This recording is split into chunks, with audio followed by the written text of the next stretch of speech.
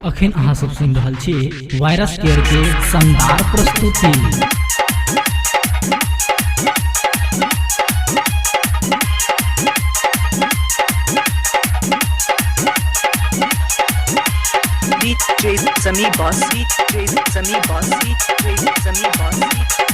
केतबो कहिबे पढ़ेला अब नहीं पढ़बौ के मम्मी, केतबो कहिबे पढ़ेला अब नहीं पढ़बौ के मम्मी।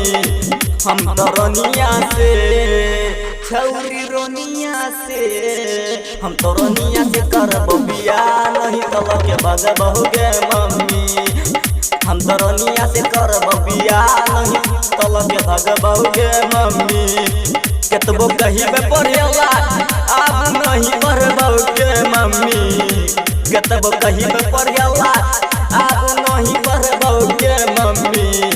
हम तो रोनिया से छौरी रोनिया से, हम तो रोनिया से करबो बियाह नहीं तब के भगबौ के मम्मी। हम तो रोनिया से करबो बियाह नहीं तब के भगबौ के मम्मी।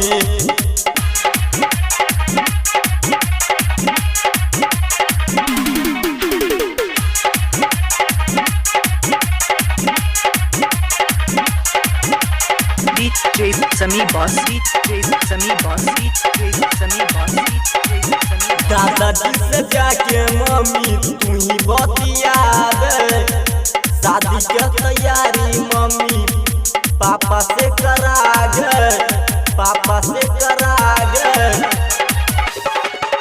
दादाजी से जाके मम्मी तू ही बतिया गे, शादी के तैयारी मम्मी पापा से करा गे। बड़का भैया से अब नहीं डरबौ गे मम्मी, बड़का भैया से अब नहीं डरबौ गे मम्मी।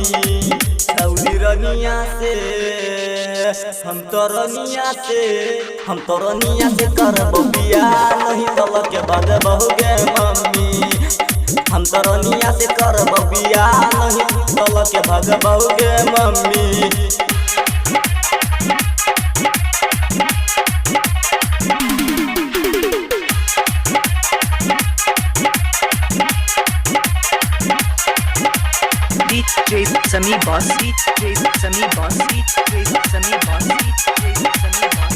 प्यार कइने छियै मम्मी बतिया तू मान गे, मान गे। तौहीर का दिया के तो के घरे आन गे मम्मी। प्यार कइने छियै मम्मी बतिया तू मान गे, तौहीर का दिया के तो के घरे आन गे। राइटर दानिश सबनी से नहीं डरबौ गे मम्मी, राइटर दानिश सबनी से नहीं डरबौ गे मम्मी। हम तो रोनिया से छौरी रोनिया से, हम तो रोनिया से करबो बियाह नहीं तब के भगबौ गे मम्मी।